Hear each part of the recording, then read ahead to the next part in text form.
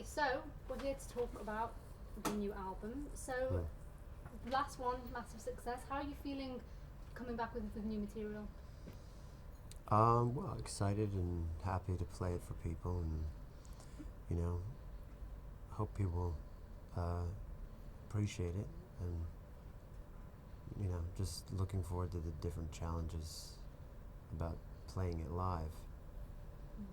I mean, I guess that's when you're in the studio recording. The whole build up is that you want to get out there and play it for people so they can, and then you get the response, obviously. And what has been the response so far from fans who've heard the music? Do they kind of tweet you and go on your website? I mean, what's been the response so far? I mean, most of it has been quite positive, but I think on this album, I personally, and I've been talking to the other guys, I think we are,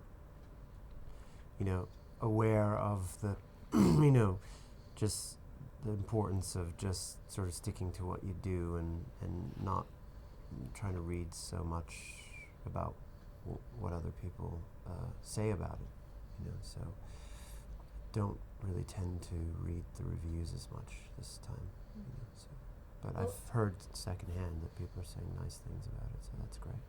What's the thing? I mean, the last album had amazing critical response, and it was a great success. So when you then go into the studio to do another one, do you kind of try and block that out? Because I can imagine it could end up making you feel that you've got pressure on your shoulders to kind of recreate that, or do you kind of block that side of it out and just concentrate on the music that you want to make and have fun while you're doing it? I don't think we thought that much about anything but having fun in the studio.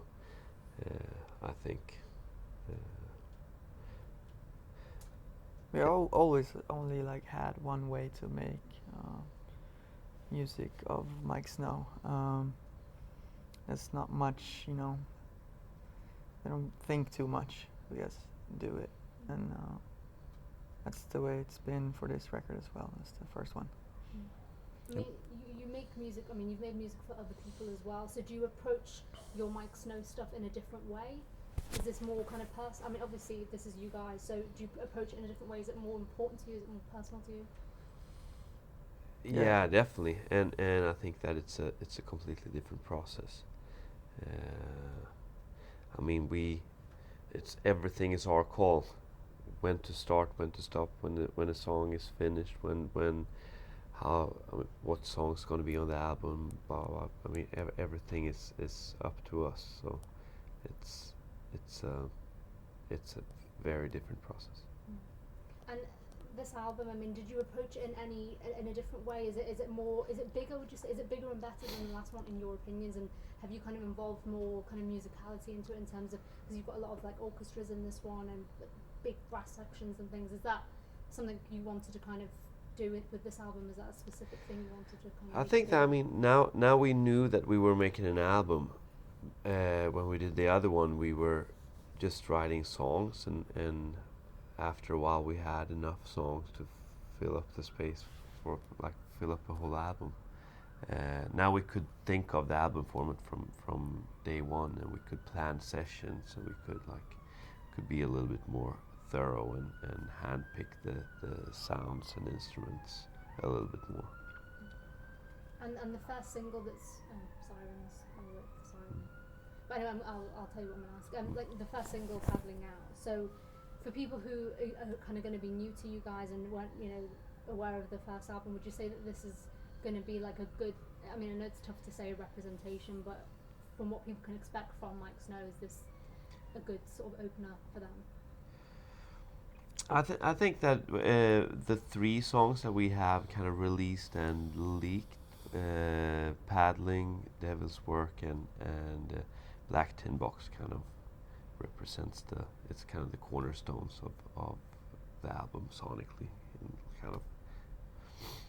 And I watched the video for Paddling Out today. I mean, crazy concept. I mean, is that all from you guys? Do you are you kind of the ones that come up with all the plans for that aspect of it, the videos and that sort of creative aspect? It's together with Andreas Nilsson. I mean, Andreas Nilsson did the video, and he came up with the idea, but we developed the concept together. And how do you find that kind of the whole video thing? Because obviously that's an aspect that a lot of musicians, you know, you don't really think about that. You're thinking about performing, writing, all of that kind of thing, and then you have to go and, you know, do that aspect of it. Do you enjoy that? Is that something that you feel comfortable doing? Yeah, definitely. It's and especially when we're working with someone as talented and amazing as Andreas Nilsson, it's super inspiring. But I think that's something we definitely came into feeling comfortable with on this, because we figured out a solution. I think the first album we weren't comfortable with it. We hadn't figured out what we would look like, because we didn't really even think we were going to be a band necessarily when we made the first record. I mean, we knew it, but I think we were kind of unprepared in terms of, like, musically we very much saw eye to eye on so many things. But I think with this album we found Andreas, and he is somebody we all loved his work equally, and we could all, I think we all really, I think, had figured out a number of things that will work for us as a band with regards to our visuals, and because the first album we just hadn't any time to think about those things. So I think this one is much more, it feels much more natural for us, and I think our video side fits the music much better on this album than the first album. And for what you're saying, I mean, it sounds like you guys are just, you know, you're going with the flow. There's no kind of, well, especially with the first album, there was no kind of master plan by the sounds of it. Yeah. Is there a master plan now? Are you kind of thinking more about the future and where to kind of progress with the band? Is that kind of, or are you still kind of just seeing what happens and going with the flow with that? I mean, you can't really do much else. It's just like we I mean, now we made the album. Now we're gonna play it for like play a couple of shows, and it's kind of like up to how people like what effect it will have on the audience, if how the whole thing goes. So I think that it's impossible for us to make any. You can't really grand ever have a schemes. master plan, No. but you know, at least now we, you know that this is what we're going to be doing for the next several years, and like making that our priority. So I think when we made the first album, we did not know that. There's no way we could have known that. We were all heavily engaged in other activities, and I think now we're far less engaged in outside activities and much more engaged in Miike Snow. So I think, you know, we're all prepared for that this time. And what's the plan? And is there going to be a tour with this album? And are you kind of quite geared up for that? Are you excited about kind of doing that and getting out there and playing the material? Yeah, absolutely. I mean, we're kind of the tour kind of starts Tuesday, right? Yeah. Yeah.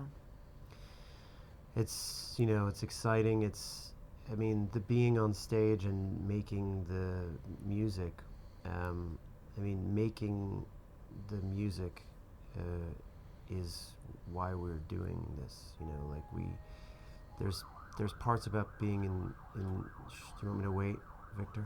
Please. Okay. Well, I'll get you to start. Okay. We'll see a fight somewhere. Okay. Yeah. Go going.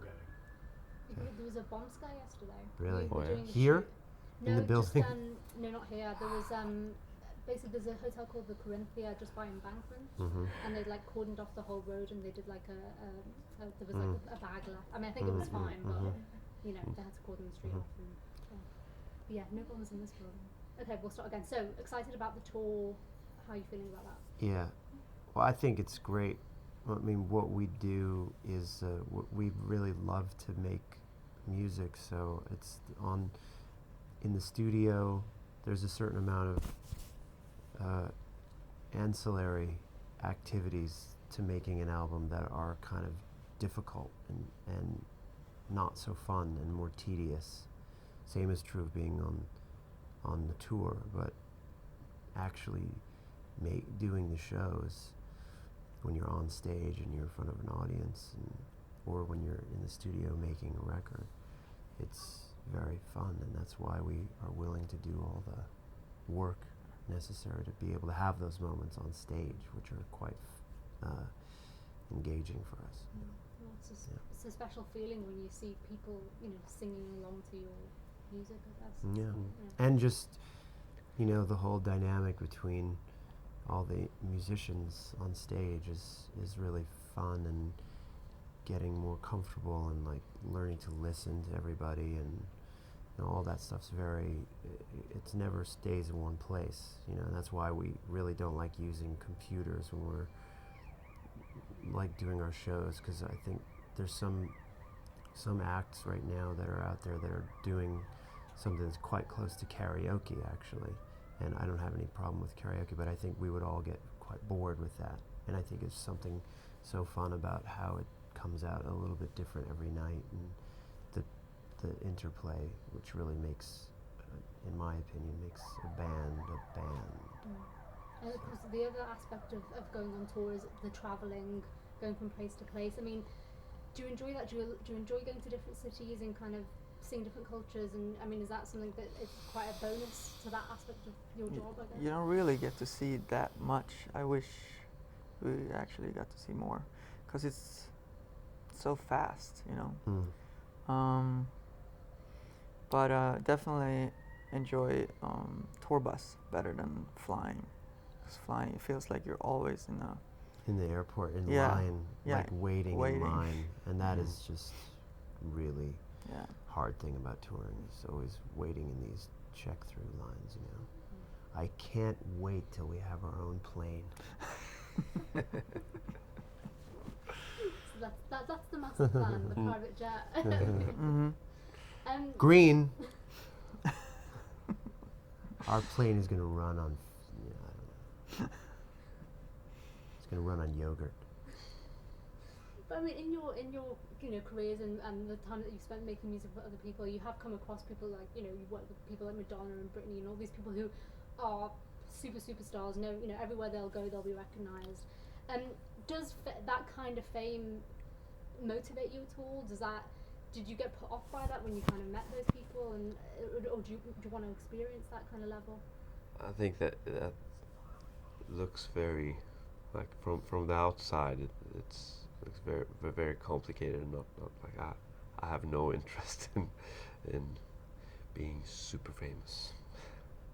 I think it's kind of ultimate if your band can get famous without you getting famous. Yeah, totally. Yeah. Because then you meet somebody in a bar that you could choose to talk to, and then you can tell them, oh, I'm in this band, and then you kind of get the benefits of people like, oh, like I like your music, but it was your choice to disclose to that person that information, rather than if your face is the announcement of all the stuff that you've done, that's I think it's a bit of a drag.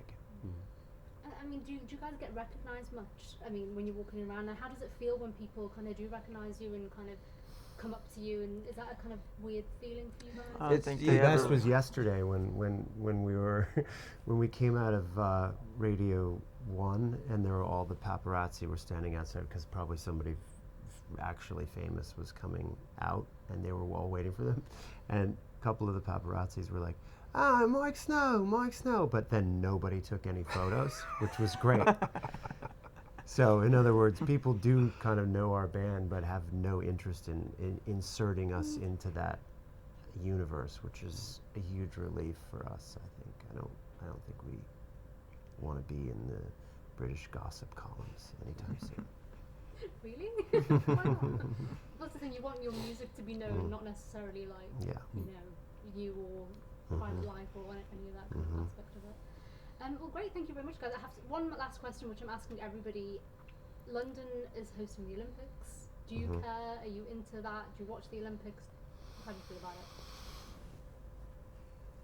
Well, my friend did the song for the Olympics, the Coca-Cola song, that's a Mark Ronson, and I think he could probably get some good tickets because of that, so why not go see the 100-yard dash, man? I'm sure America's going to win it anyway. I'm just kidding. Are you sporty in any way? I like to ski. He's a great tennis player. We also play with this private coach. His name is Gabriel Scampi. he's Bjorn Borg's half brother, so he helps us learn. Sometimes we want to take that on the road and have that be our way of getting exercise on the road. But he's really good. Very good. Yeah. Are you guys okay to do an ident? So basically, yeah.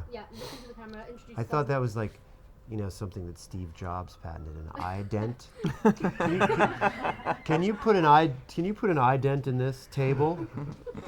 Here, hand me that lamp. I want to put an ident in that. Hey, I think you missed out on that. So it does sound random. But so if you can introduce yourselves and then say, hi, we're Miike Snow and you're watching Entertainment Now is the show. You happy?